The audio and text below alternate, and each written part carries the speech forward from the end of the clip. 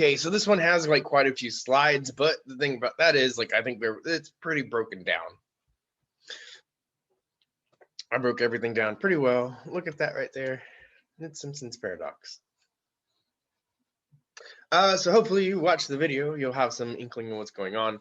But like I said, so I guess I jumped into this a little quick, but let's talk about where we've been, where we are, where we're going. So where have we been? We did 2A, we did 2B. That was the unit analysis stuff. So know how to do that. There is a second quiz. Your second quiz is up. It's been up for a while, but I also made a little quizzes in case you need some help getting through it. If you have any questions, you can always shoot me an email, do something. But for the most part, I feel like the quiz is fair questions for the most part, I feel like. And if you're doing pretty well on the quiz and you know most of that stuff, I think it will prepare you pretty well for the test. What else was I going to say? So that was what, 2A and 2B? I kind of got sidetracked. 2A and 2B was unit analysis. So know how to do some unit analysis. Remember setting up the like units sort of catty corner so they cancel each other out. That's horrible verbiage. They simplify each other out. It's probably better, more mathematical term. But we want to simplify out units so that we get to the end thing or what our desired goal. So that's 2A, 2B. 3A was percentages, uses, and abuses. So know how to do percentages, know of and more than, and those sorts of things. The vocabulary there. I think that was where we introduced absolute and relative change, but I could be wrong. That could be one of the later ones. But that's also a concept we need to know, absolute and relative change. It's 3A. 3B was putting numbers into perspective. So there's where we got like scientific notation, those powers of 10. So know how to do those sorts of things. How to move the decimal place. What else? That's 3B. 3C was uncertainty. We didn't do it. We skipped it. 3D was what we did last time. It was the index. So knowing that what inflation is, I think that, no, that's not, that doesn't come up here. Oh man, does that come back up in this chapter? I can't remember. But you should know what inflation is. That's the relative change of your CPI, new minus old divided by old. Remember that sort of formula? If you remember that thing, I think you can get a few of them right. And that was what, 3D was the indexes. Back in 3B, we also did the stuff with the power, the joules and all that stuff. How many candy bars do I have to eat to run 20 miles or something like that? Well, if you don't kill over from the diabetes first, I guess, right? And then today we are doing 3E. How's it all done? I'm not in. Oh, I didn't log in yet.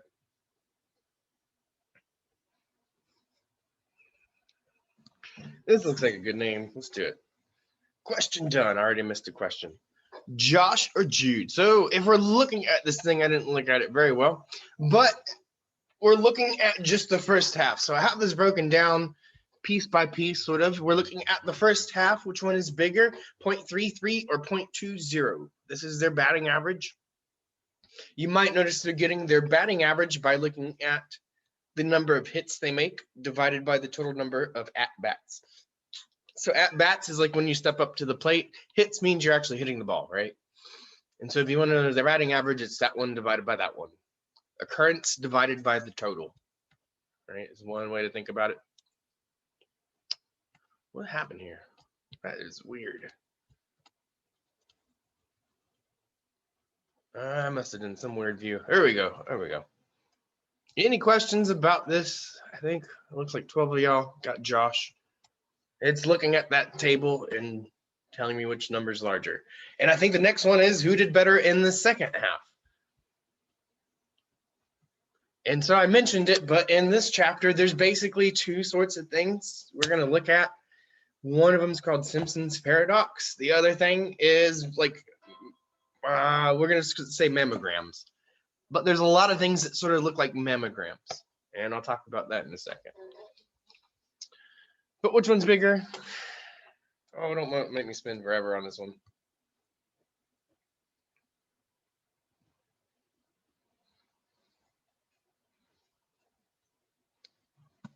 And we're doing quarter by quarter, half by half. Half by half, I guess is what it is. It's not quarters. Oh, we're at 3 people. It's a 50-50 shot. You're looking at this table and telling me is 0.5 bigger or is 0.467 bigger? Which one of those is bigger? I'll give y'all 3 seconds.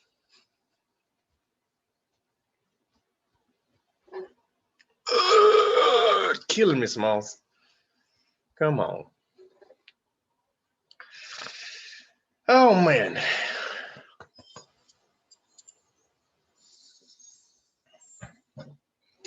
Jingle, jingle, jingle. All right. So I'm going to give you a little bit of hint on this next one. It is definitely still Josh. 0.5 is bigger than 0.467. Now we want to look at overall. So now, my dog's barking and distracting me. But here we go. I think what we're going to have to do is look at all of his at-bats. And so we want to combine, 150 and 70. That's going to give me the total at-bats. And I want to look at 50 and 35 is going to give me all the hits that he made. So if I'm doing that correctly, that's 85. What is that? 70 and 50, 150.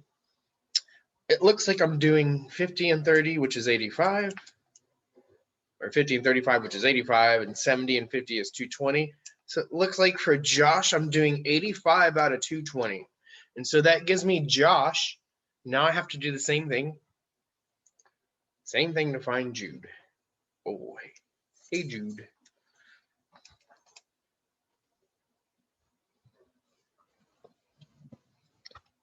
If I'm being honest, I could have probably done this without typing it into my calculator because I know what they're doing and I know what they're going for.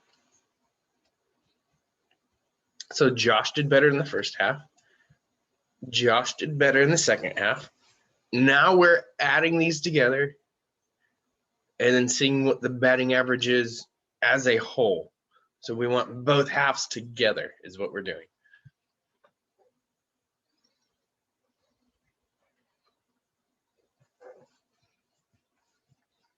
And you got a 50-50 shot. I don't know what else to tell you. Y'all should be guessing something.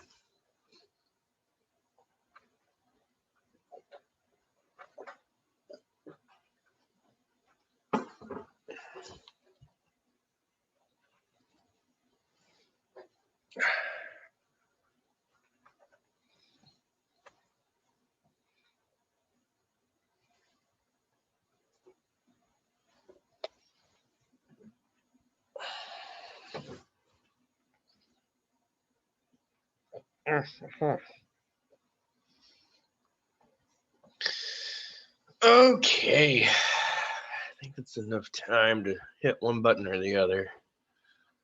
Who's Rocky the Raccoon? It's like not happening. Should I hover over your name? Call you out.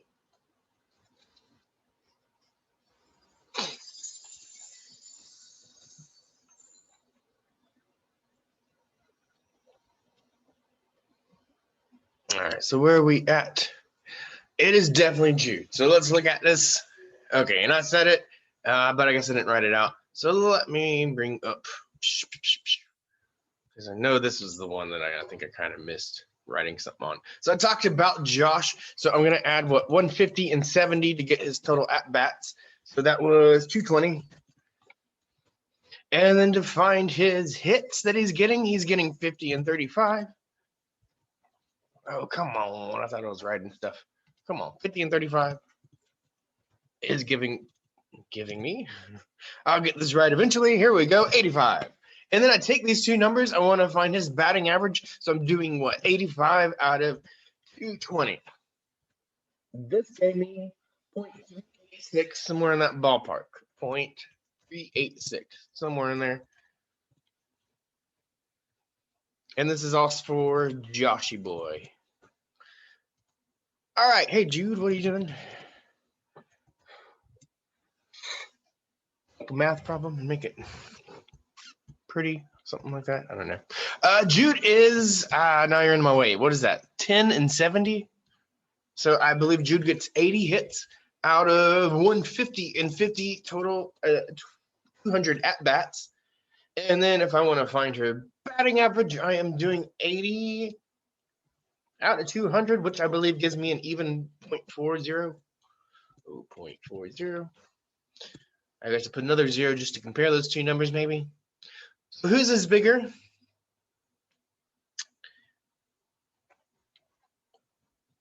Who's got the better average? It is definitely Jude if we add them together. If we add them together and look at the thing as a whole, it is Jude that has better. So Josh did better. Listen to this again. Josh did better in the first half. Josh did better in the second half. Jude did better overall. So what is up with that? That's the next question. And so what happened is when we grouped them by halves, Josh was doing better. So when we look at them in certain groups, we see one trend with Josh doing better. When we look at them overall as a whole, we see, hey, Jude is doing better. So what is the deal? What is this called when we see one trend when they're grouped and when we see one trend when they're doing the other thing? This is absolutely the name of the game, the name of the lesson. Oh, Wolfgang came up and disappeared real quick. Okay, there we go. Don't have a cow. There it is. That is basically it. And like I that was my other class. I told that to you. If you put Simpson's paradox, you can explain this thing. You can say, well, if we group them, we have a different trend. But really, like the word I'm really looking for when I give you these problems is like, hey, this is an example of Simpson's paradox. I want you to acknowledge this is a thing. This is a thing in reality. I think that the name of the game of the section is how numbers can deceive you, right? So there we go. It's a paradox because we're expecting one thing and like sort of another thing happens. We see Josh doing better in the first half. We see Josh doing better in the second half. He does do better in both halves. But overall, right, Jude is doing better. And there's a question at the end of the section that says, well, who are we going to say does better in sports? We'll answer that when we get there. I'll leave you with the cliffhanger until the last question. There's not too many questions in this one, I don't think. But they're broken apart into like different steps. So Simpson's paradox is really what I'm looking for.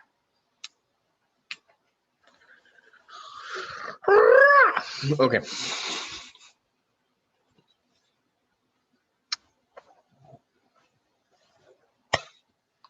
All right. So there are like sort of interesting things that happen when we talk about Simpson's paradox and like discrimination and like what does discrimination mean? And this might get at like part of that, but here we have Nebraska and New Jersey, and we're talking about white versus non-white. We're gonna categorize by race, and so the table shows what is the 8th grade mathematics test scores in Nebraska and New Jersey. The scores are separated according to the race of students. Also shown are the state averages for all races. So, you might have noticed on that previous one, those at bat numbers, or what I would refer to as like the population, right? The whole, those things were not the same numbers. So if we think about the populations here and kind of inferring what you might know about like Nebraska versus New Jersey, New Jersey's like right on the shore. It's a little more diverse, right? Nebraska is got a little bit more white people in it. A lot of fields, right? That's what I kind of picture.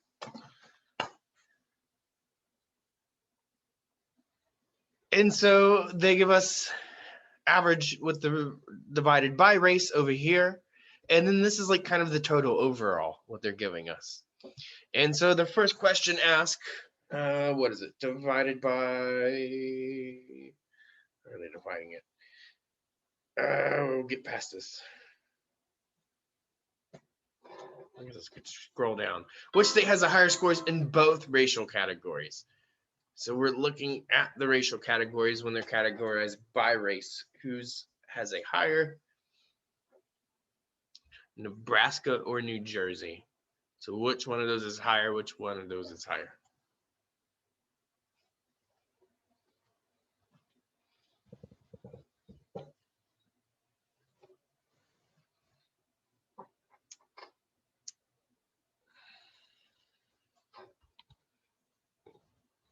Ugh, whew. Excuse me.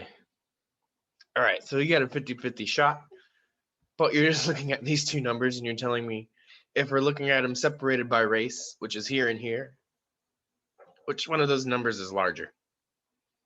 Well, which one of those numbers is larger? It's going to be the same state, both of them. Which one is it? Oh, boy.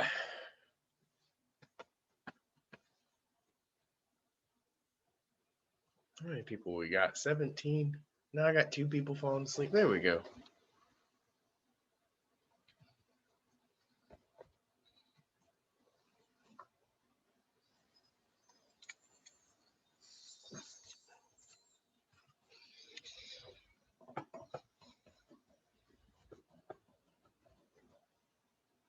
Oh, what are you doing? It's New Jersey.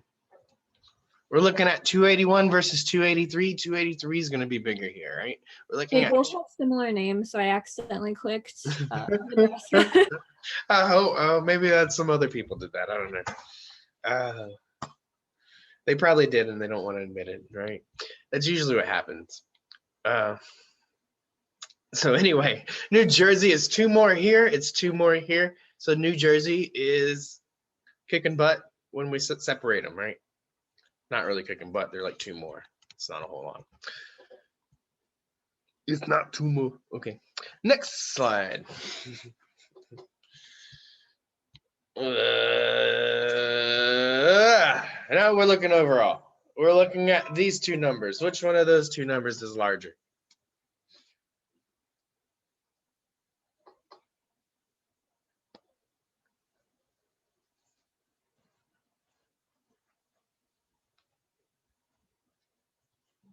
And so I don't know. I'm not sure I even understand all the sort of like ins and outs of how this thing is operating. But like part of it is that we have different sized populations here, right? We had different numbers of at-bats that we were comparing. If you're doing 17 at-bats versus 8 at-bats, you're not really comparing like equal amounts there, right? And so if you're doing really well in a really small number and you're doing or something like that, right? If you're doing really well in a really small number, really horrible in the large number, you're really doing really horrible overall, right? I don't know how to explain it, but that's kind of like that, right? Or if you're doing really well in just a small number and then you come out in the second half and you got a really large number, the one with the larger number is more influencing, right? Is what I'm trying to say. The one with the larger population, the one with more at-bats is more influencing of your overall average. It's got a little more weight there. Okay, man, we got a 50-50 shot, and you're looking at 2 numbers. There we go.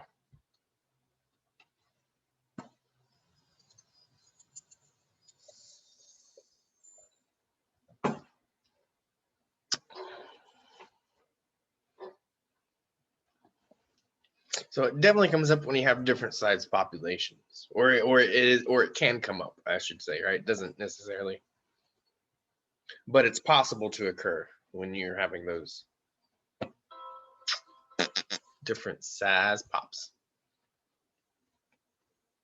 All right, so the table below, we get the same table. I think they added another table in another question. I think it's part C or part D. Explain how a state could score lower in both categories and still have a higher overall score. Yeah, that's Simpson's paradox. I think that's what they want. I think this was an even question, so it wasn't like in the back of the book. I didn't see the answer. No, it was 13. No, they didn't give one. It's odd, but they still didn't give one. I think they're wanting to go Simpson's paradox. Maybe they're wanting to say like, there's a demographic discrepancy there, I guess is the way you explain it. There's a lot of white people in Nebraska, and there's a lot more diversity in sort of New Jersey, right?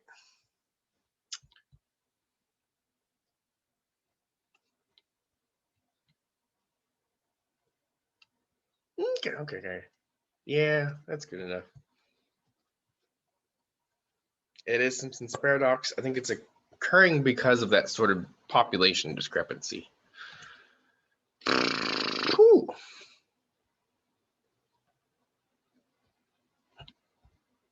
The following table gives the actual percentages of whites and non-whites in each state. Use the percentage to verify that the overall test score in Nebraska is 277. So this is, come on, click on that. Okay, get out of my way. So we want to verify this 277. And so this is like I was saying, if 87% of the people are white, this 281 here is getting weighted at 87%. This 250 is getting weighted at 13%. So if we do what of what? What am I saying?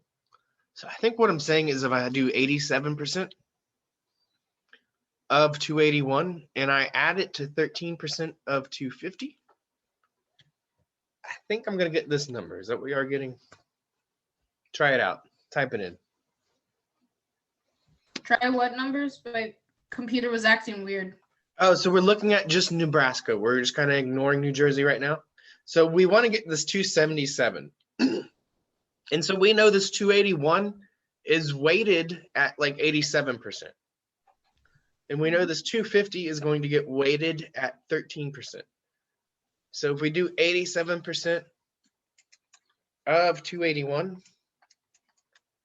and we're going to add that to what? 13% of 250? What are we getting?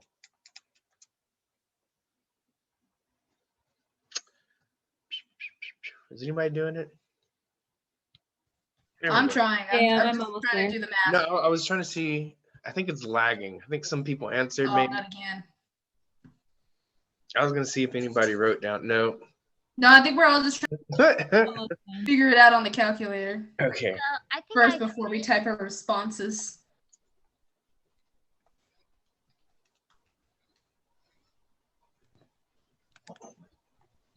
Okay, I think I'm doing something wrong because I'm not getting the 277.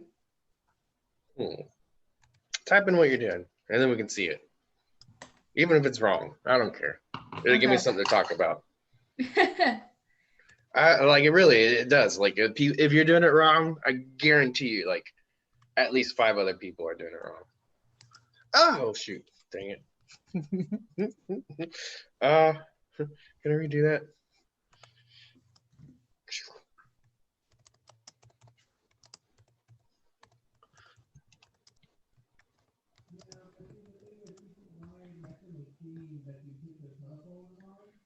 Does that change it so you don't see what I said?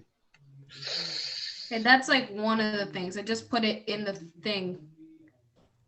281. Oh, if you're doing 87% of, what does of mean?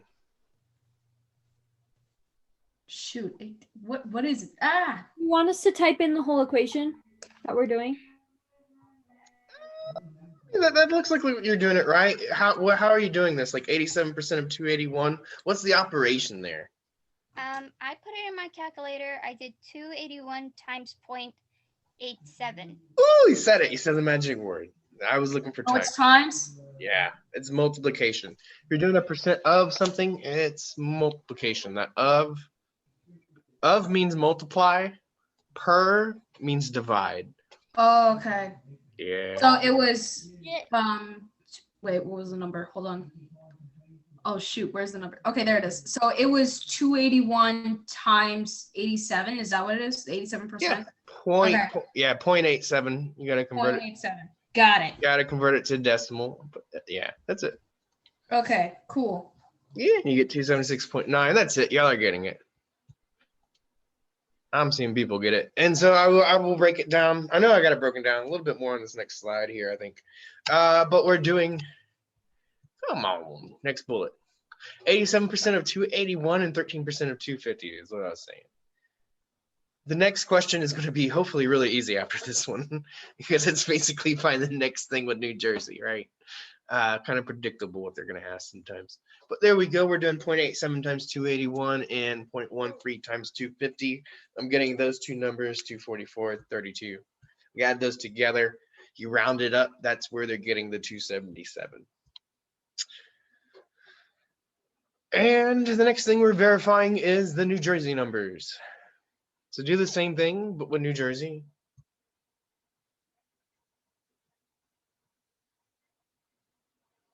So verifying this New Jersey should be 272 is the next thing they want you to do.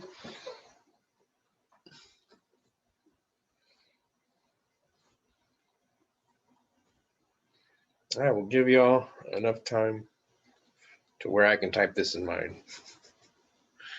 But we're pretty much there, right? Yeah, I think most of y'all that are listening at least probably know how to do it. If not, definitely ask some sort of question. 0.34, 252.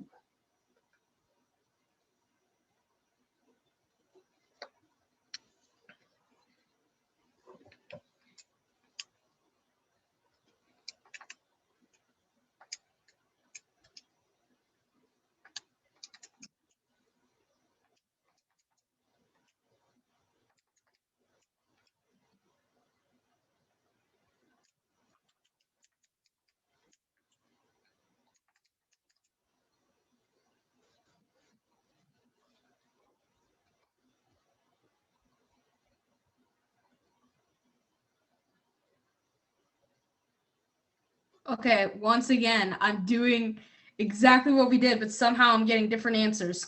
Hmm. Here, I'm putting it in the chat anyway. Chat, the answers.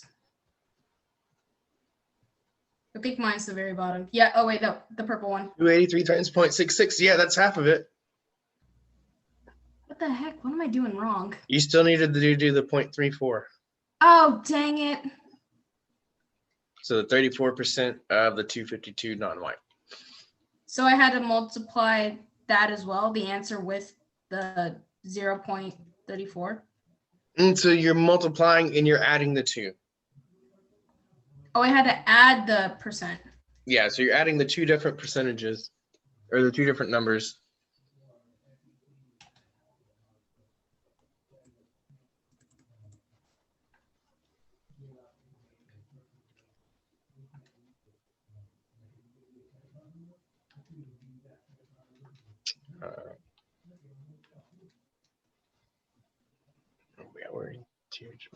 Answer.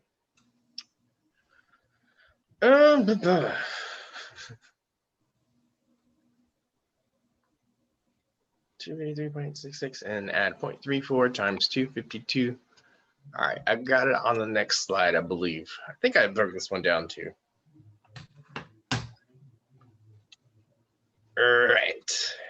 66% of 283 and 34% of 252.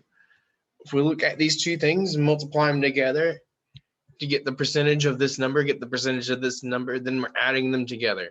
And we add them together, we should be getting 272, a little bit over, but it'll round down to 272.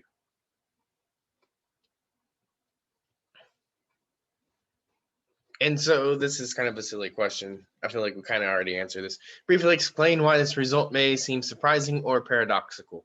So what is this called? Why is it doing it? I think we kind of answered this already. I think in that previous one, they were looking for the different population sizes maybe in that first one. And in this one, I think maybe they were looking for Simpson's paradox. I'm not really sure. As long as you recognize like, hey, this is Simpson's paradox. That's the important thing. You recognize it's Simpson's paradox. I don't know. Like I'm just gonna start putting like SP on in there. It's just like you get it, you understand at this point. Yeah, I mean it's you see one trend when it's grouped, and there's basically one winner when you group them, and then there's another winner when you don't group them, right? I've seen this. Kind of paradoxes similar to this? Is there what? Is there more paradoxes similar to this one? There are a lot of different sort of paradoxes out there, right? We were talking about this might be a good little tie-in, since I know y'all just want to talk about logic again. But when we were doing logic, we made this assumption, and we said a proposition was a statement that is either true or false. So if you have something that's self-referencing, you can really kind of mess that up. And there's this thing called the liar's paradox. And if I say something like this statement is false, well, if the statement's false about being false, then it's true. And if it's true about being false, then it's false. So if it's true, then it's false. If you assume it's true, then it's false. And if you assume it's false, then it's true. So this is like one of those things. Is it true or false? Well, it's kind of both and neither, right? It's like that table we had to fill out. It's like, here's your 2 false, but it's true. yeah, but this is not. This is a paradox, right? I guess this wouldn't be a statement. It would be a paradox. Because it seems like if you assume it to be true, it should be true, but it's actually false, right? It's contradictory in sort of nature. So we use this word paradox to sort of represent things that are contradictory in nature. Like in Simpson's paradox, if we assume like, if Joe is winning the first half and Joe is winning the second half, we assume Joe's going to win overall, not Sarah, right? It's like, where's Sarah coming in? She did worse both halves. But again, this is like, it's not what you expect it to be, right? Sort of like this statement. These are logical paradoxes is what this would be. I don't know if this is necessarily like, it seems a little looser with its definition of paradox here. But this is the liar's paradox. Bertrand Russell did this thing called the barber's paradox, where he defined the barber cuts the person's hair who doesn't cut their own hair, and who cuts the barber's hair or something like that. I might be saying it a little bit wrong, but you can definitely go look those things up. But yeah, there are a series of paradoxes, and they are confounding, interesting little pieces. I don't know what to say, but they are weird. They are not what you expect them to be, so I guess they are weird by definition, right there. It's like, if it's not what you expect it to be, most people are going to say that's a weird thing. Connection lost. Come on in. Come on around. So I think we get 2 examples of Simpsons. I think we might be going over into the mammograms pretty soon.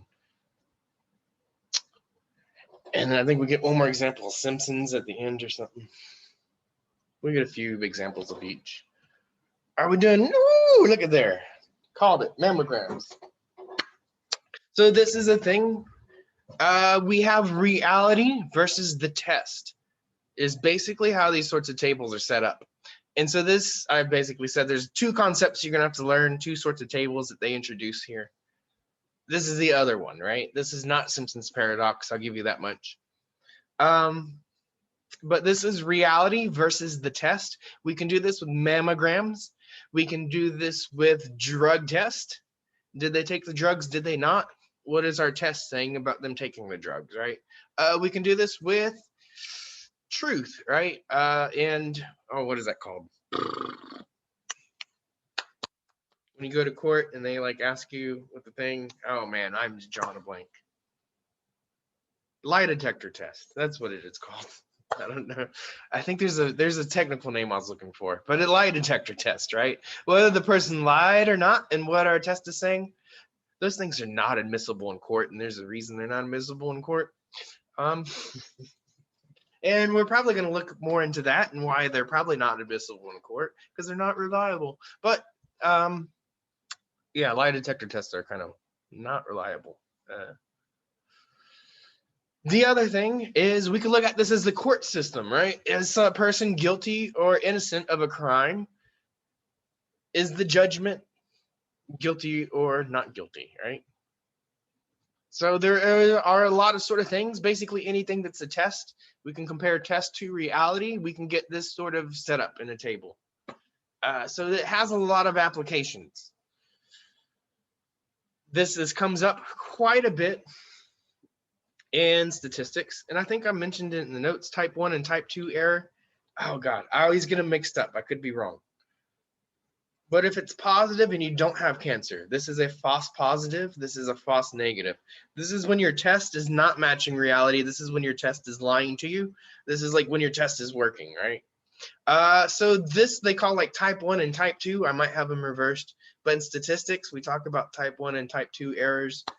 And it kind of goes, we'll talk a little bit more maybe about when we talk about lie detectors, how those relate to like maybe our court system. But we tend to like favor not convicting people versus convicting people falsely, right? And so there's a burden of proof with the prosecutor and stuff along those natures, which I can kind of see, like it makes, I think it does make things kind of more just. So probably verify the numbers in the table are correct, show your work. So what numbers are they talking about here? There's two different things. The incidence rate of breast cancer is 1%. So if we look at all the people, how many people had breast cancer out of all these people?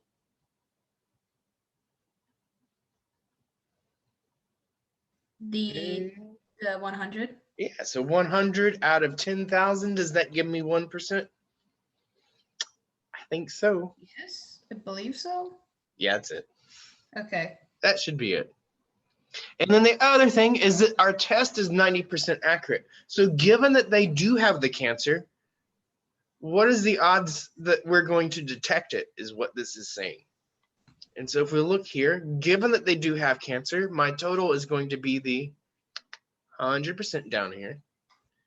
The odds that we're going to get a result that is true and it's going to detect it is 90. So 90 out of 100, I think that still gives me 90%, right? Are y'all hearing what I'm saying? Kind of. It's just like a little, I'm not good with equations, so like I'm a little. Okay. So I'm going to type it out.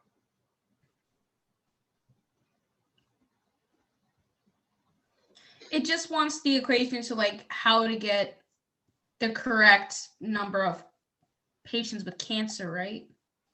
It wants you to verify this 1% and this 90% is the two things Oh, we're okay. looking for. Oh man, it logged me out. What is my code on this one? I can't believe it logged me out. What is that garbage? 650.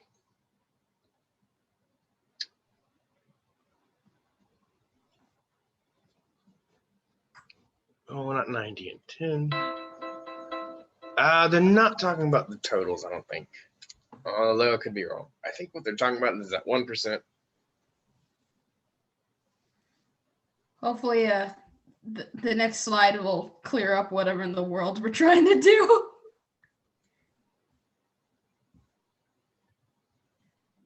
I don't think it's not. I think it's just the 100. Just verifying the 100. I think these are the two things they're asking. So there we see the 100 out of the 10,000 that should give us the 1% occurrence of cancer. And then the other thing, it's not log. Okay, I got to refresh this. This thing is messing up. I think someone probably said it already. There we go. See, the 100 out of the 10,000 is going to give you the 1% occurrence of cancer. The 90 out of 100 is going to give you the 90% accuracy rate of the test.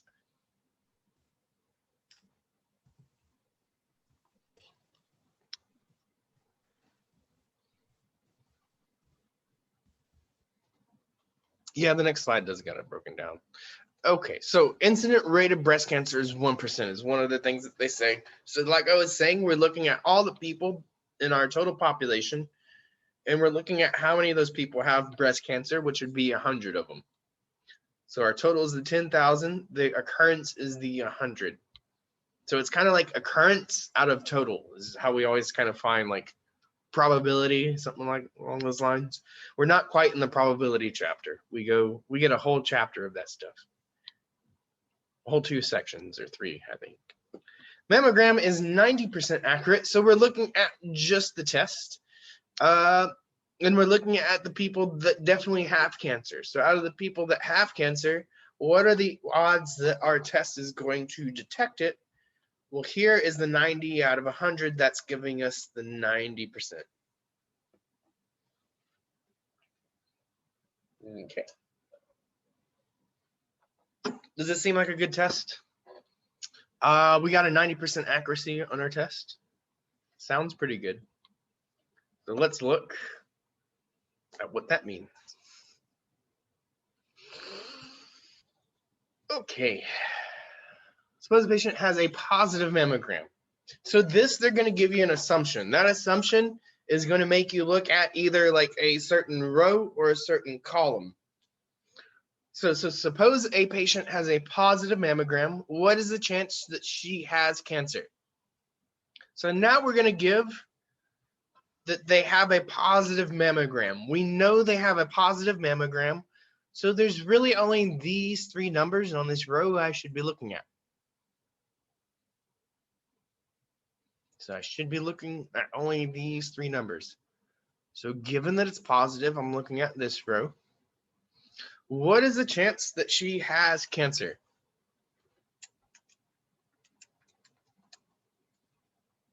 And percentage to 2 decimal places is what I want.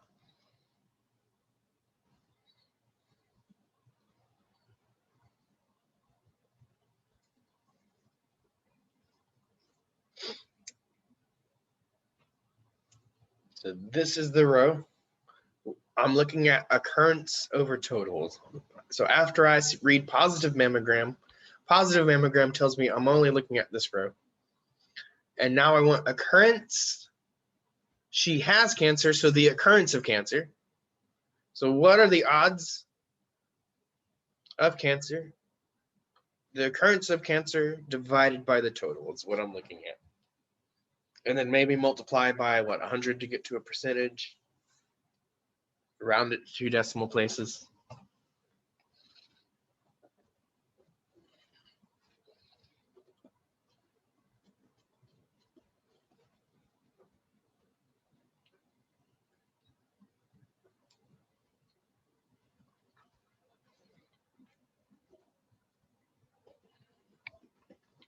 Okay.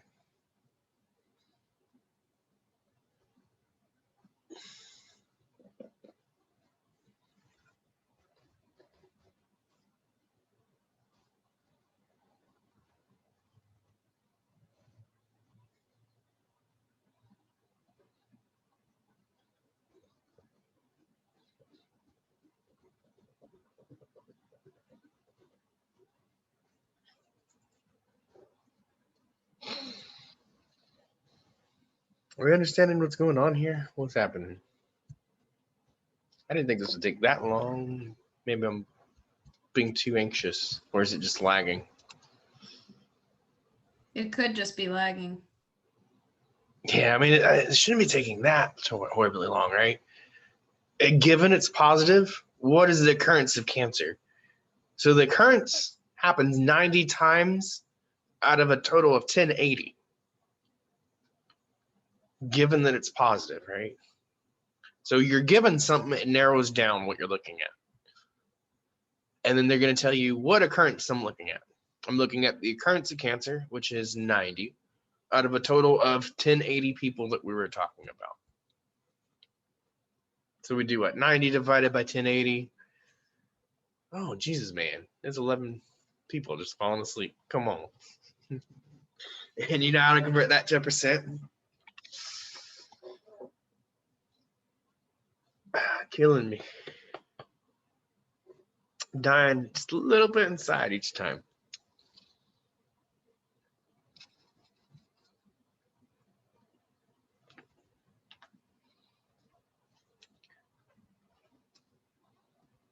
Maybe my coffee's just kicking in and I'm getting a little anxious, but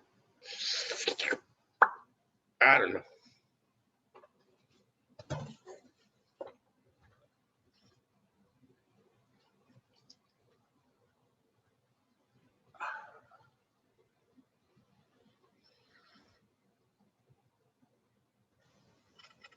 Maybe it's just like really deceptive. I don't know. It is a weird number, and we're about to talk about it. Be bold. You ain't got nothing to lose. Except an opportunity to learn, huh? That's basically what you're losing if you don't do anything, which is about the most foolish thing you can do, right? Answer something wrong. Be wrong. Be proud to be wrong.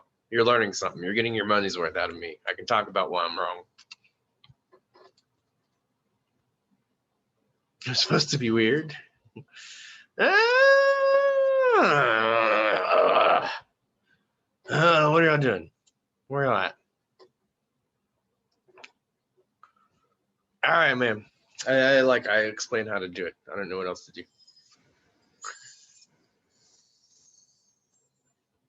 I forgot to convert it. I feel sad now. Oh, man. It should be 8.33. And I think I said it. I don't know if I have it broken down, but it's the 90 out of the 1080. We're just dividing that number by that number. We're given that it's positive, and then they say, what is the chance you have cancer? It's 90 out of the 1080. So think about this now. Step back. You are going to the doctor, and you want to get a breast cancer screening. If you don't want breast cancer, suppose it's prostate, whatever you got. I don't know what you want to do, but it's some kind of cancer, right? I guess this one's breast cancer.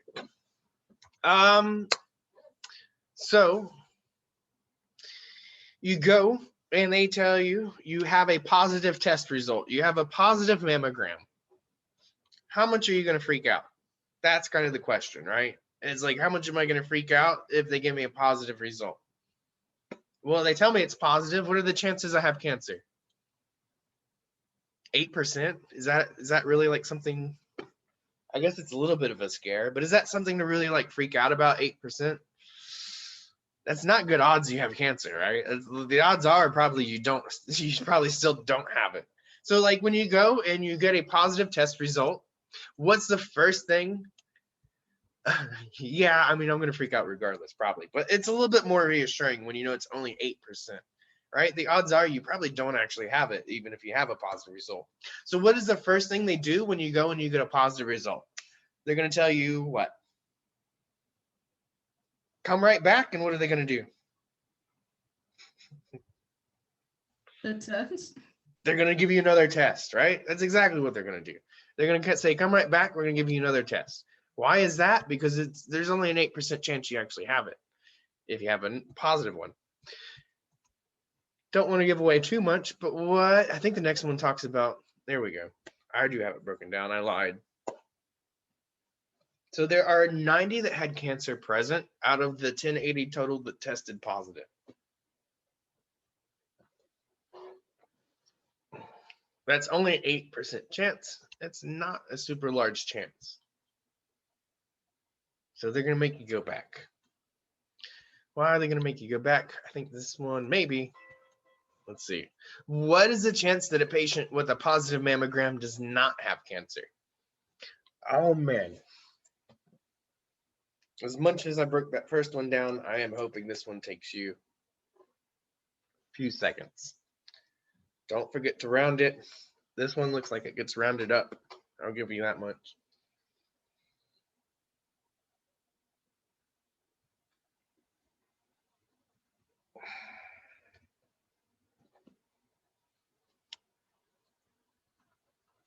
So you get a positive mammogram.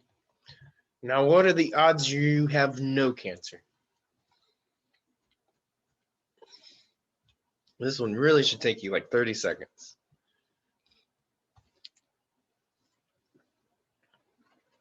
Where are we at, man? It's like 10 people just falling asleep, man. Come on. I'm a little anxious, but we just did 90 divided by 1080 for the people that have cancer. How would you find the ones that do not have cancer? It's the same way, man. It's Oh shoot! I plugged in the wrong numbers. man. 990 over 1080 is what we're doing now, right? We're looking at this one for the no cancers. Given a positive mammogram means we're only looking at that row. We do the no cancers, 990 out of 1080. Should be giving me what? 91.67%. Oh man, you're like killing me.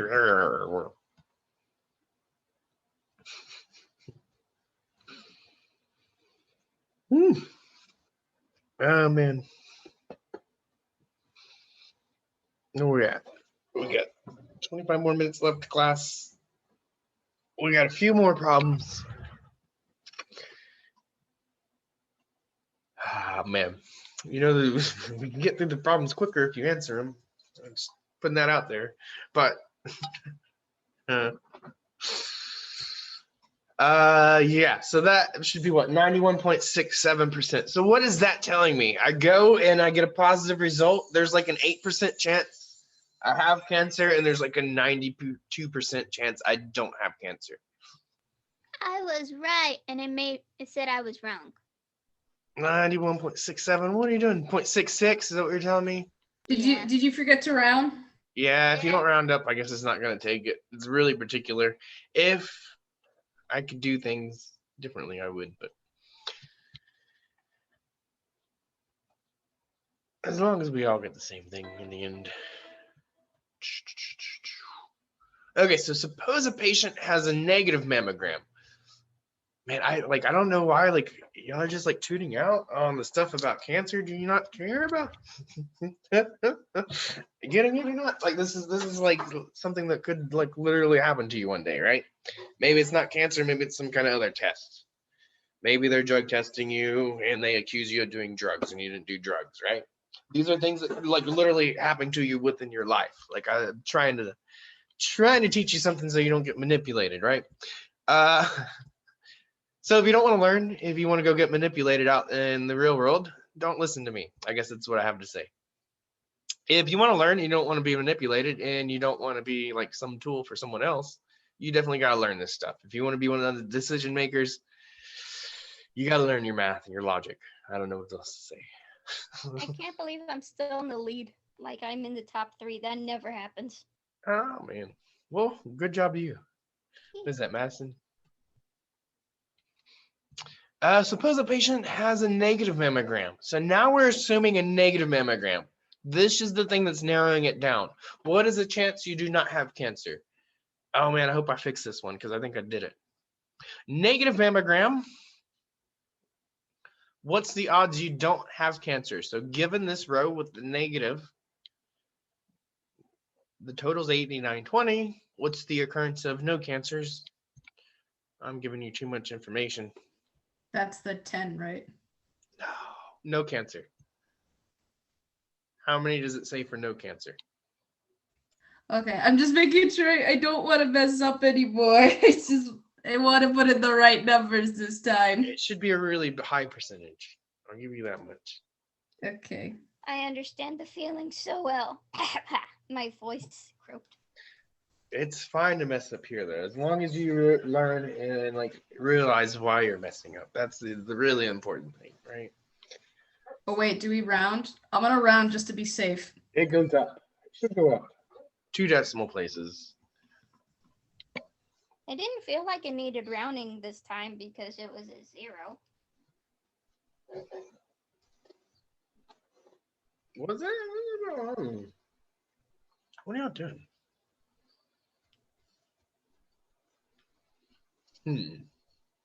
Did I do the right thing?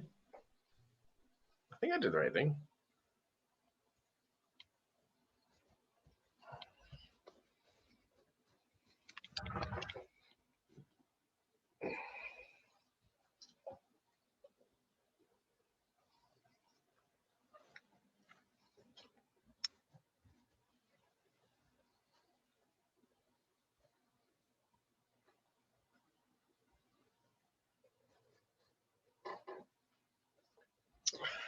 Okay.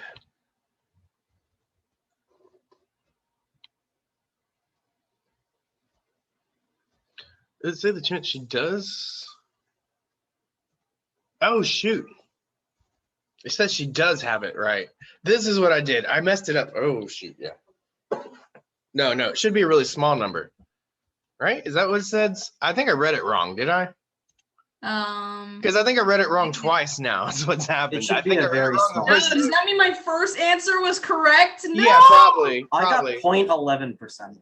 Yeah, I think That's that's what I what. had the first time, and then you said it was a high, so Yeah, I think you're got- correct. I think I misread it, and I misread it the first time I read it, and then I read it correctly, and then I misread it just now. So it's something I keep doing. She does. It doesn't say does not. So does have cancer. God. The cancer Dang. should be the God, if that 10 was a out of high the number, that'd be 8920. awful. So in other words, my first answer was correct, and I typed in a different answer. Yeah, I read it wrong. My bad. That was wrong. In other words, you should be grateful that this is a low number. Yeah, so this is does and does not is really important to hone in on here, right? That's what I'm trying to get at. My bad. Man. What is the chance that she does have cancer? So has cancer would be 10 out of the 8920. So if you get a negative mammogram, the chances that you do have cancer is really low. The chances that you don't have cancer is really high. So getting a positive mammogram doesn't really confirm that you have it, right? Is what we kind of inferred on that first one. But if you get a negative result, it's pretty good at dismissing it. You have like a 99.89% chance of not having it, and you have like a 0.11% chance of having it. Whew. Did I do that right? That's for the does No have, cancers. does not, right? That's the does not one. Does have cancers. Yeah, this is the one. Yeah, I didn't fix it. My bad. This is the one for the having cancer. So you have to be really careful, or does not have cancer. The does have cancer should be this one. The does not should be this one. Sorry. Yeah, Wait, I fix that. fix. We will have more examples, and I didn't mess up on those. So there's some good good news in the future. How many subjects did the test find to be lying? So now we're getting another picture here. Now we're doing truth detectors, polygraphs. That was the thing I was trying to think of earlier, and it just blanked on. Polygraph tests, they are not admissible at all in court. They are not reliable, and we're going to kind of see why, probably on this one. In each case, it was known whether the subject lied, so the table indicates whether the polygraph was correct. So did the subject actually lie? No would be this one. Yes, they were lying here. What does this question ask? This one has a lot of different parts to it, so I got it broken up. But how many subjects did the test find to be lying is the first thing. Of those, how many were lying? And how many were telling the truth? And then the last one is what percentage of those who were found to be lying were not actually lying? So I think we've got 4 different things to answer just for this. But the first thing I'm asking is how many subjects did the test find to be lying? Polygraph said they lied. Is this row? How many here? So the previous one, we had a total column or something like that, right? I don't think we have a total column here. But how would we find the total?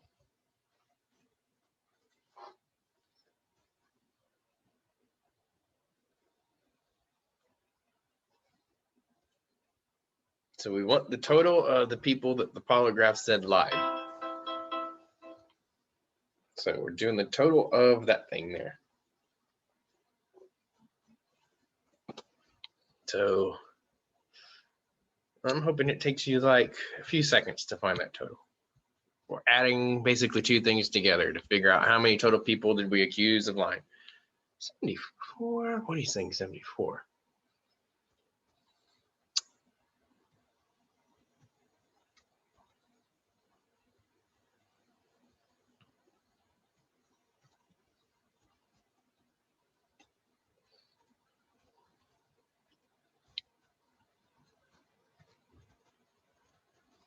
I'm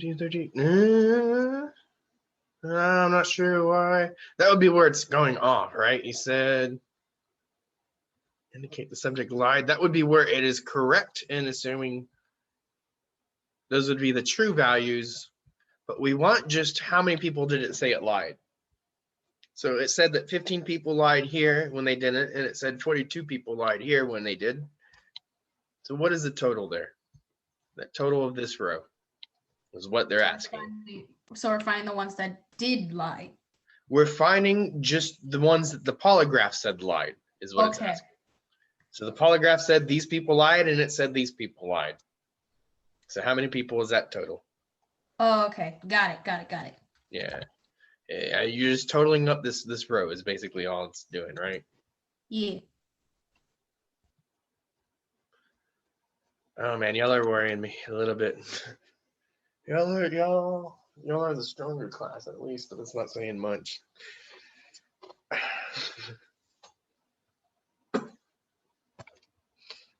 Okay, like it should be adding 2 numbers together, and I told you what 2 numbers to add together. So I'm not really sure why 7 people are sticking around if they're not going to answer.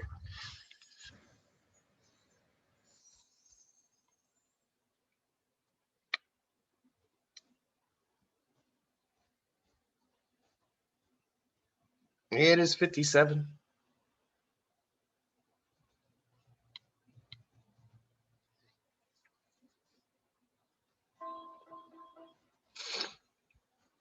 And the next question is, how many of those people were actually lying? This should take you 3 seconds. If you know how to read this table, if you know we're looking at the people that the polygraph said lied, we're only looking at this row. How many of these people were actually lying? It's the number right there from the table.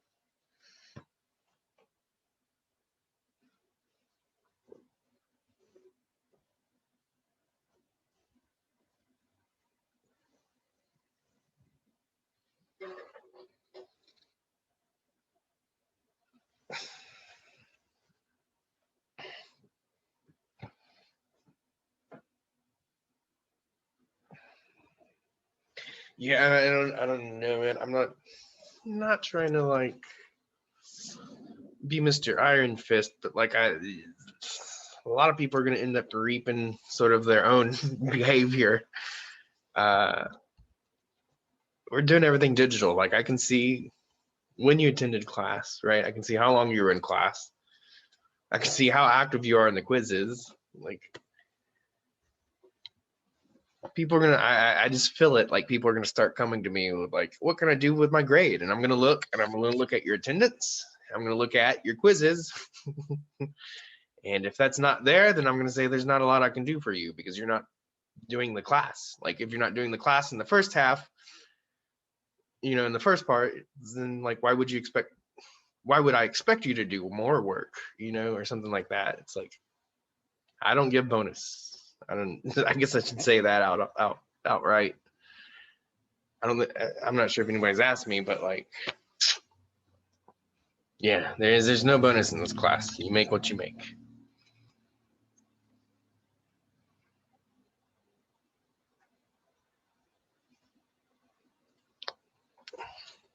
I can try to work with you if you work with me, but like I said, if you're not coming into class, if you're not being active in the quizzes, if you're not asking questions, you can always try to turn in late work.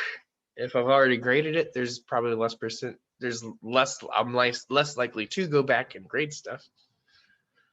But I've been known to do it on occasion, depending on the circumstance. Usually after a test, it's like, we're already past that material. I don't want to go back. That should be the number 42 off the table. Did we do that? Did I end the question? That was weird. No, the question did not end. We just went right to the next one. All right, so let me end this question.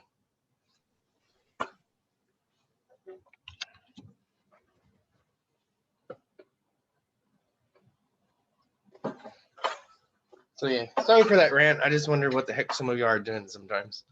I'm like, you know, like everything's documented. I don't know how to say it, right? When you go do things digitally, I can see what you were doing the whole time, pretty much. How many were telling the truth? So we go back in this. This should take you 10 seconds if you know how to read this thing. We're looking at the people that the polygraph said lied. Of the people that said they lied, how many of those people were actually telling the truth?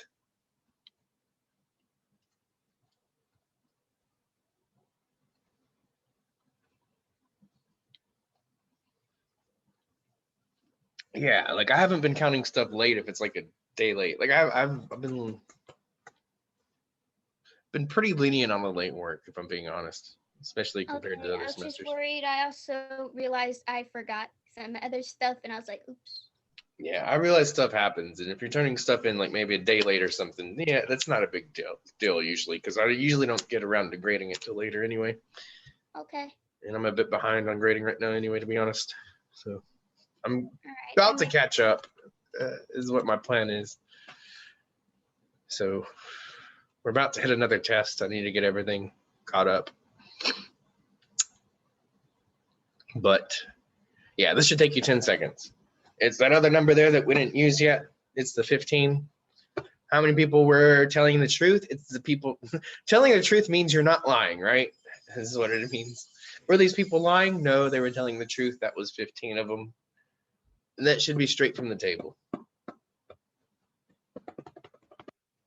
There's one more problem after this one. Although it could be wrong. Could be two more. So one more or two more. What percentage of those let me look at my full question. What percentage of those who were found to be lying were not actually lying? So the polygraph said they were lying, but they were not. So the occurrence is 15. The total is that thing we found earlier. What is this? 2 decimal places? I think 2 decimal places percentage.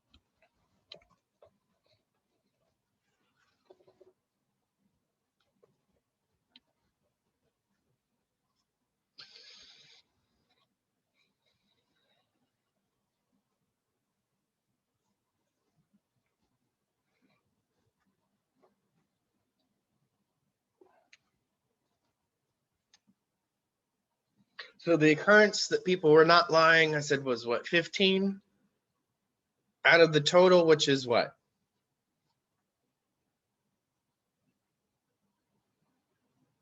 How many total people did you accuse of lying?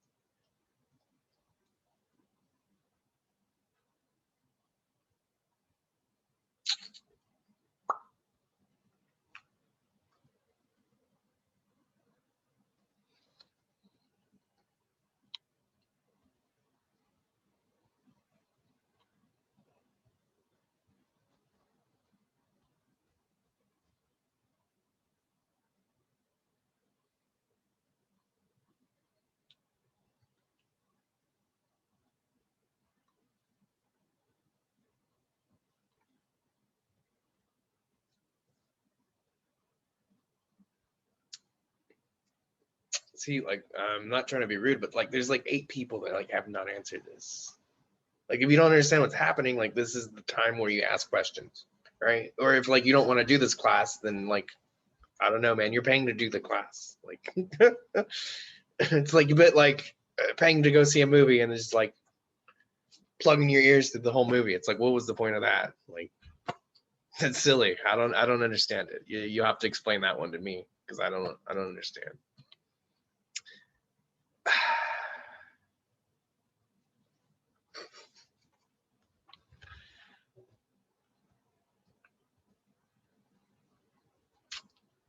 And I'm not sure.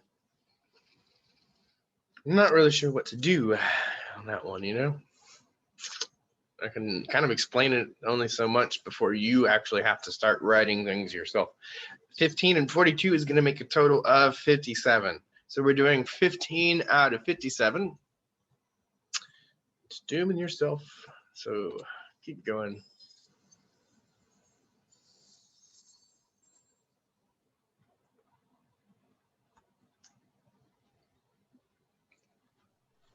Dang it. I read the question wrong, I guess.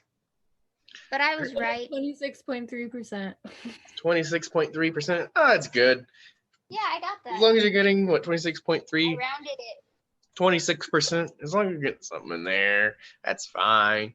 You're like getting it. I'm glad that like most of the people answering are getting it. What'd you tell me? 74 and 26 told the truth. Yeah, that's it. You just got it broken up more. That's good. I'm glad like the people here are paying attention. I don't mean to like, I know I'm probably like preaching to the choir when I like complain sometimes, but If you're here doing what you're supposed to, thank you. How many subjects did the test find to be telling the truth? Of those, how many were actually telling the truth? What percentage? So we got a few different questions to answer here. How many subjects did the test find to be telling the truth? Of those, how many were actually telling the truth? What percentage of those who were found to be telling the truth were actually truthful? Okay, so we asked a few questions. I'll go back to those in a second. But let's think about that previous thing that we just talked about. You accused people of lying. You said you're a liar, and you got 42 people correctly, but what also happened? You got 15 people. A quarter of the people you just accused of lying were not lying. Is that problematic for anybody else? Would you want to do that to people? I guess that's kind of my question. Would you want to falsely accuse like nearly a quarter of the people that you're accusing? You know, it's like not good odds there, right? Not good odds. Doesn't seem like something. How many subjects did the test find to be telling the truth? Polygraph said they did not lie. Not lying is the same as telling the truth. So we talked a little bit about this, but I'm only looking at this row. I'm trying to look at all the people. How many people did we talk about there? That should take you like 10 seconds. Got to add something. It's kind of parallel to that previous one we answered, I think. This one, a lot of the questions. Except now we're looking at polygraph says they didn't lie.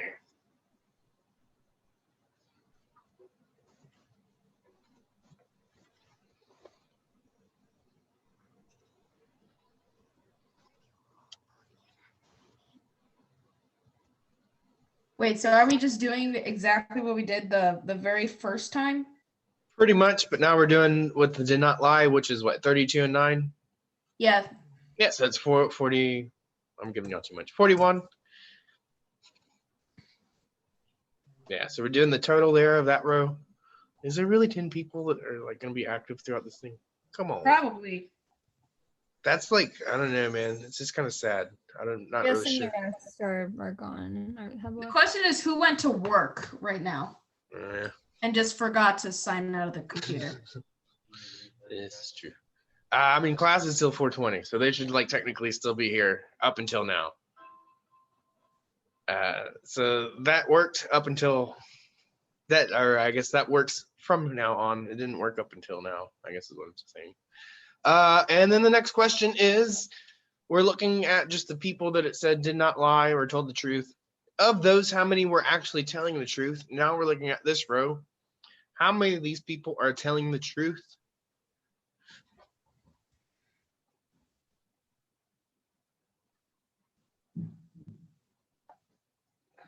This should take you like 30 seconds. Not lying is the same thing as telling the truth.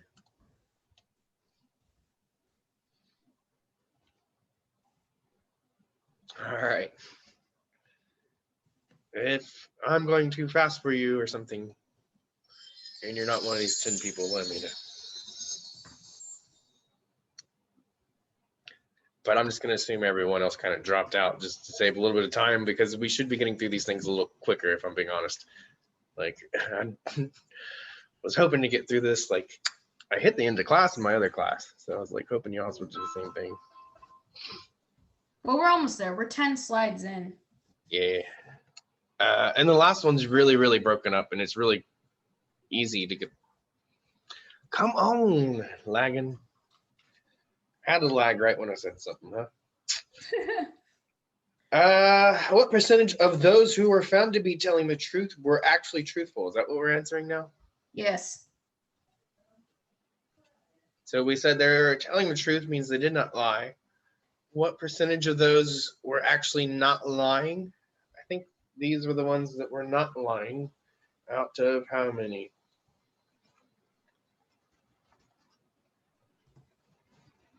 Is it a large number? It's not fairly large. I'm just gonna hope this is right. And my status just went down, so I am wrong. All right, so you did 32 out of how many?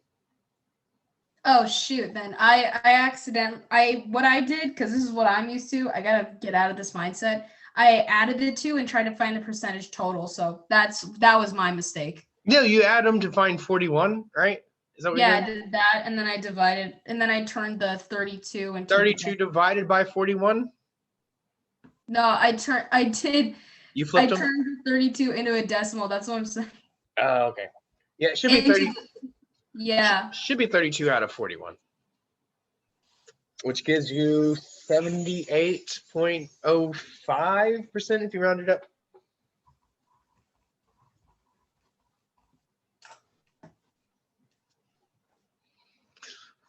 What do you tell me?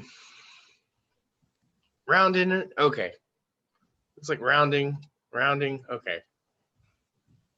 Okay, 23. I want to say this is the last one, but there might be one more. Yeah, this is the last one. First, find the percentage wins. So that's what I'm going to do first. They're giving us this table. So part A says give the numerical evidence that Spelman College did better. Part B says give numerical evidence that Morehouse did better. And then part C says which one do you think makes more sense and why? Oops. Before we get into answering these questions, I think it's easier to look at your percent wins. And I'm just going to go left to right, top to bottom sort of thing, just reading it along. So if I have 10 wins and 19 losses, I think is what's on the next slide. What is my percent win? And I just want the nearest, give me a nearest whole round percent. So I'm looking at 10 wins, 19 losses. So I'm winning 10 times out of how many times total? What would my total be here?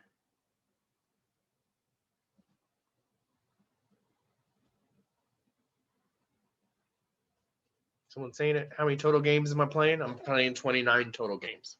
So 10 out of 29. Round that to the nearest whole percent. And so I also did the totals down here for the Spelman College and the Morehouse College. So we got them divided into categories of home and away. And then we also have their totals where I just added the losses. I just added the wins down just to make things a little easier on this table, I think. So that is 34%. Or sorry, didn't mean to give you it right away. 10 out of 29 should be give you what, 34%? And there's a reason why I'm doing this. If they give it to you like this way, like this is what I hope you're doing in your notes, right? Like if we see this and this, we want to compare the rates. We want to compare the percentages. So if they don't give us a percent, we have to find a percent. What are y'all telling me? What are you telling me? You trying to do two decimal places or something crazy? 34, 34, 30, 53? Where's 53 and 52 coming from? Oh, y'all are doing 10 out of 19. Is that what y'all are doing? Yeah. Yep. That's what you're doing. Yes, you got to look at your total. You got to look at the 29 games. Ooh, I'm so glad I saw that and got to talk about it. I tell you, like, I love stuff that's wrong. Like, it gives me more stuff to talk about. It lets me know. It lets me know that to let you know. We get to do some real honest learning when that happens. So 9 and 19 right here. Now I'm looking at Morehouse home games. And I want the percentage there. Give me that percentage. And I know, like I said, the question doesn't explicitly ask for this. But golly, does this make your life a lot easier in the long run? Just to figure this out. It'll take you a couple seconds. Because right now, if I try to compare Spelman to Morehouse on home games, who's got the better average? Do you know? I don't know, unless I figure it out and get a percentage. Or even if you get a decimal, right? If you convert them to decimals and they're all decimals, that's fine. That works too. I'm just making you go to the percent. It gives you a little more context. It's the way we typically talk about things, you know. Wait, just so I know, like I'm doing this right. We add all the home game together, wins and losses, and then divide by the total amount of losses, right? Oh, wins. Oh wait, no, never. Okay, never mind. So it should be Morehouse played a total of 9 and 19, right? So 28 games is what they played, home games. They won 9 out of them. So 9 out of 28. 9 out of 28. Yeah, should be what that is. Okay, cool. I just don't want to mess up again. I'm sick and tired of messing up. Yeah. Wait, to the nearest whole percent. Okay. Yeah, just if you do the nearest whole percent, we can figure this one out. It's good. It's accurate enough for this one. It's pretty close. We probably should be doing a little more accuracy, but it works. Okay, so what is that? 32%, I believe.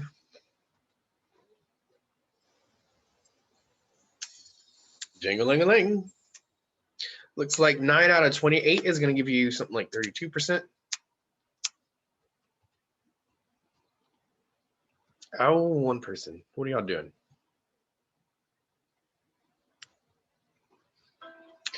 What percentage of away games for Spellman? So now we are here. I want the percentage for this one.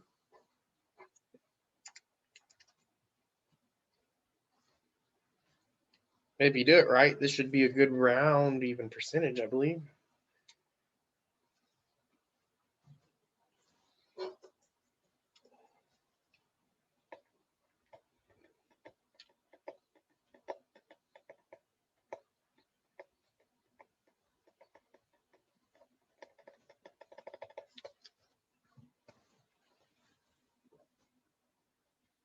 What is that? 12 out of 16?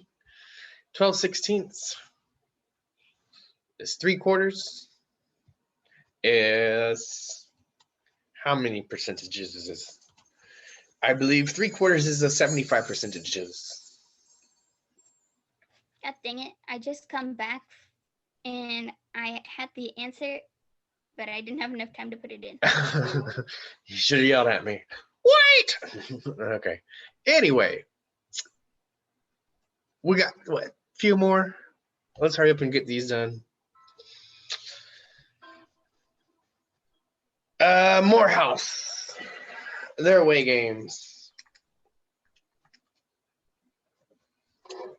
This one should round up. Don't forget to round it up.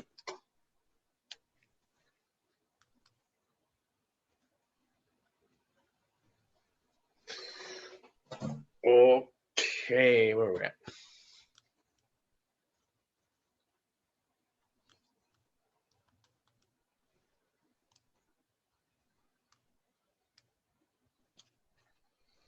$56 and 20 gives me what? 76 total games that I'm talking about here. Out of 76 games, they won 56 of them. So if we divide 56 by the 76, Gosh darn it. what do we do? I had it in there. I didn't make it in time again. Oh man, you gotta yell at me. Who? What are you telling me? 74, Yeah, I had 74. 73.7. Oh, okay, you just rounded it with the decimal. That's fine.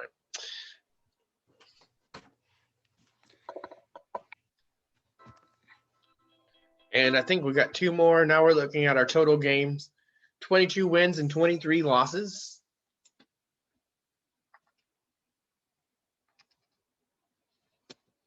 And this one rounds up.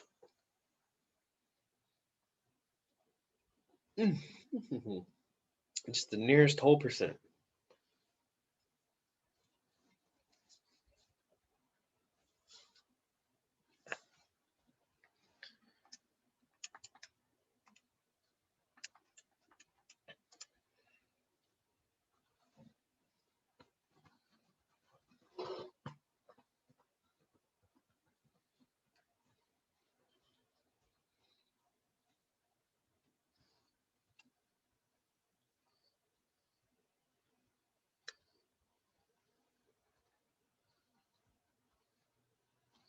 Did you answer? All right. What is that giving me? Is that what? 49% if I round it up? 48.48888.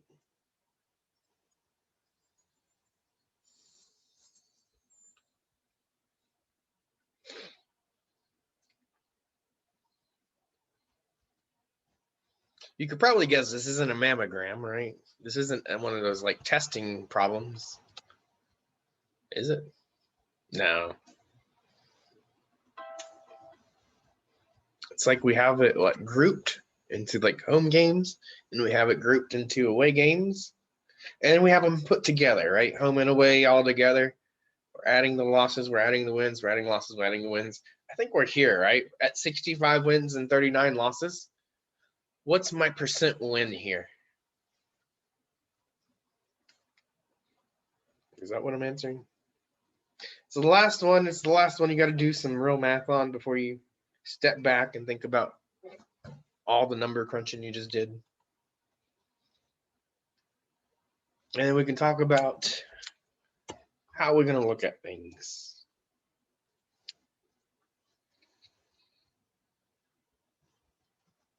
So what I'm doing 65 and I divide it by what? 65 plus 39. Is that like 104? I think I'm getting 0.625. If I round it, it's what? 63% here, I believe. So if we figure out our percent wins, that should make this problem a lot easier to sort of answer. Oh, what are y'all telling me? It's not 62.5? Okay. And so if I put those percentages up there, that makes things a lot easier. So these are the percentages. And so the first thing is give numerical evidence that Spellman was better. So if we want to claim that Spellman was better, how are we going to look at things? And this is, I kind of hinted at it, but this isn't a mammogram or a test sort of problem. This is probably one of those Simpsons paradoxes sort of problems. So are we going to look at it divided into home and away if we want to talk about Spellman, or are we going to look at the total overall games? Not considering whether it's home or away, just looking at all the games here is what we're doing. Here we're dividing it. So which one are we going to separate it, or are we going to look at overall?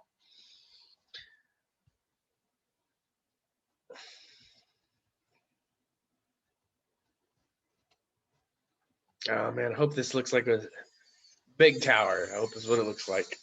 So if we're looking at Spellman, and we want Spellman to be larger but percentage wins, we are definitely looking at it being separated. Right? 34 is going to trump 32. 74 is going to be better. 75 is going to be better than the 74. So if we want to talk about Spellman doing better, we look at it separately. If we want to talk about Morehouse doing better, guess how we're going to talk about that one? We're going to talk about that one. Oh man, this one writes itself, or clicks itself practically, huh? We all know about Morehouse and Spellman. I know they're historically black colleges out of Georgia, I believe, both of them. I think Morehouse is a male and Spellman is historically female.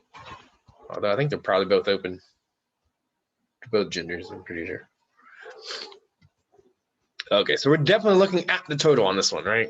I hope that's what that stack looks like. If Spellman, we're looking at it divided, then Morehouse, we're definitely looking at the total.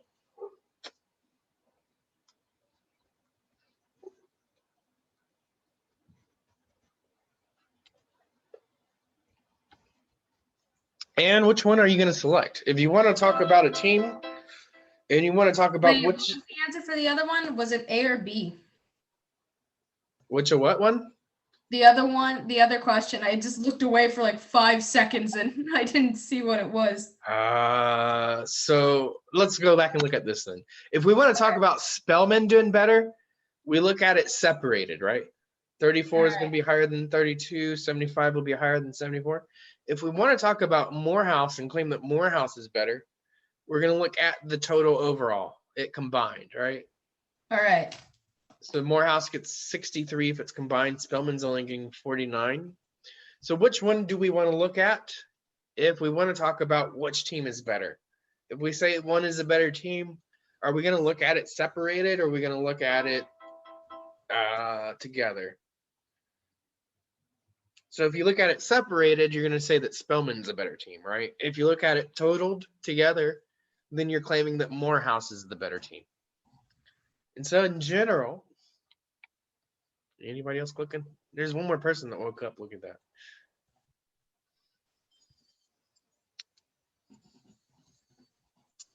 So in general, when we talk about a better team, we don't care whether they're playing home or away, right? That's not like a really consequential sort of thing.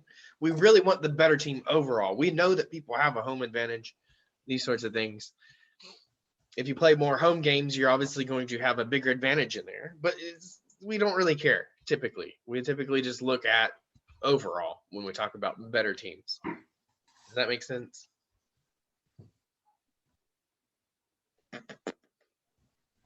Any questions about this one? About why we choose probably the overall one? It's just really, really hard for me to understand why it's different, the numbers. Oh, like the trend, like why like it's higher here but lower here. Yeah. That really comes from it's kind of a manipulation of the numbers, and it's trying to explain something, you know, without going too far into depth into it. Is what I'm trying to do a little bit. But it has to do with the total numbers. And if we look, I want to look at the total number of games here. And so let me add a little bit of text in here. So this is what, 29 games here. This is versus 16 games here. This is 28 games versus 76.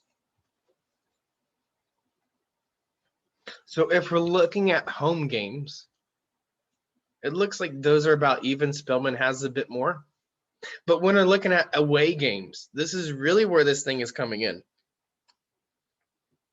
We have 16 games here versus 76. So these are not going to get weighted the same. Does that make a little sense? Yes. Thank you. Okay. So this is definitely getting weighted more. And you might notice Morehouse is doing kind of better here than they did here.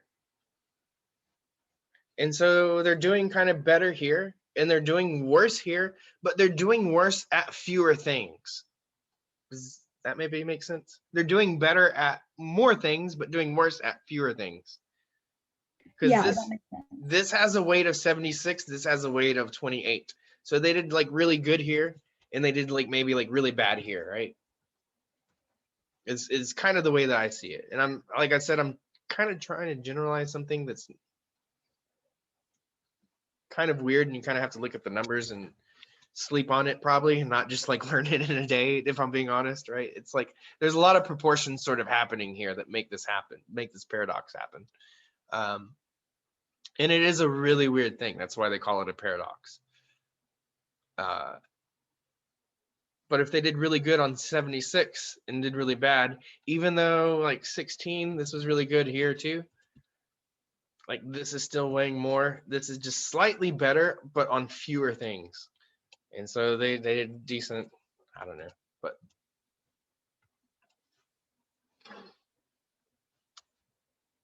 yeah, it comes from basically the fact that you're talking about different size populations. This has 76 in it, and it's going to get weighted differently than the 16. Like none of these are the same. And it comes from averaging sort of things. This is also, I think this goes back into that concept when we were doing percentages. You typically don't average percentages because percentages don't actually refer to a raw number, right? And so you can really deceive people. If I'm talking about 1% of this class, I'm talking about maybe one person. If I'm talking about 1% of the US population, I'm talking about millions of people there, right? Or wait, what is there, 7 billion? 7 billion around? What is it? No, 300 million. Yeah, you'd be talking about 3 million, right? I think there's 300 million, 300 something million people in the US. So if I'm talking about 1%, I really have to tell you what I'm talking about. Am I talking about a class of 10 people, or am I talking about the US of 300 people? Those are way different numbers. Millions versus like one, right? And so percentages tell you a ratio. They don't tell you like the sort of raw number of things happening. And so you can kind of really deceive people. And like we did, we can kind of really deceive people by talking about, well, this proportion was good here, this proportion was good here, but we're talking about 16 versus like 76. Those are going to get weighted way differently. And going back, maybe go back one more slide, right? If we're talking about, oh, here we go. And you can see that here, we're winning 56 games. We didn't do as good here. This one was better, right? Spellman did better here than Morehouse, but we're talking about they're winning 16 games. That's adding 16 games to their total versus this is adding 76 games or 56. Sorry, this is adding 12. This is adding 56 to the wins. So even though they're not doing as well, they're still winning or getting more tacked on to their wins.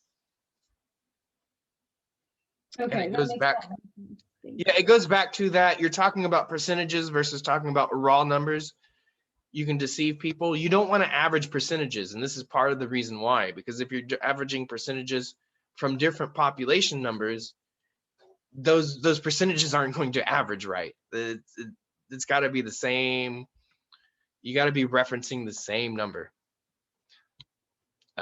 Any other questions? Do I need to cover that somehow else? I'm not sure. If there's no questions, you got a quiz that is due by when? Next class? Yeah, There's- next class, next Thursday. I mean, Yeah, next Tuesday. Next, yeah, Tuesday. Monday. I'm getting my dates Next mixed up. Monday, yes. This is the Monday, Wednesday class. Next Monday, we will be taking the test.